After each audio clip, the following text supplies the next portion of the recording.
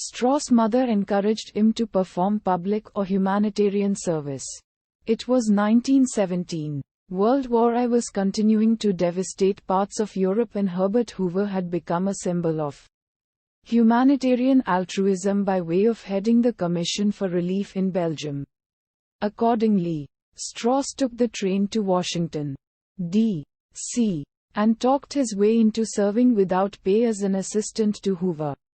Strauss and his biographer differ on whether this happened in February or May 1917.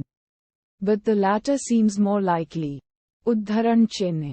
Hoover became chief of the United States Food Administration. Strauss worked well and soon was promoted to Hoover's private secretary and confidant. In that position he made powerful contacts that would serve him later on. One such contact he made was with attorney Harvey Hollister Bundy. Another was with Robert A. Taft, a counsel for the Food Administration.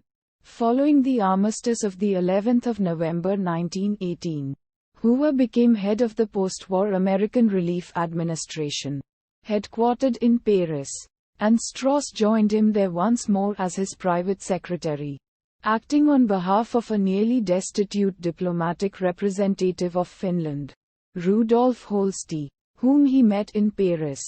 Strauss persuaded Hoover to urge President Woodrow Wilson to recognize Finland's independence from Russia. Besides the U.S. food relief organizations, Strauss worked with the American Jewish Joint Distribution Committee, JDC, to relieve the suffering of Jewish refugees, who were often neglected by other bodies. Strauss acted as a liaison between Hoover's organization and JDC workers in a number of Central and Eastern European countries, getting news in April 1919 of the Pinsk massacre, where during the Polish-Soviet War 35 Jews meeting to discuss the distribution of American relief aid was summarily executed by the Polish army on the grounds they were Bolshevik conspirators. Strauss pressed the case to Hoover that a forceful response must be made to the Polish government.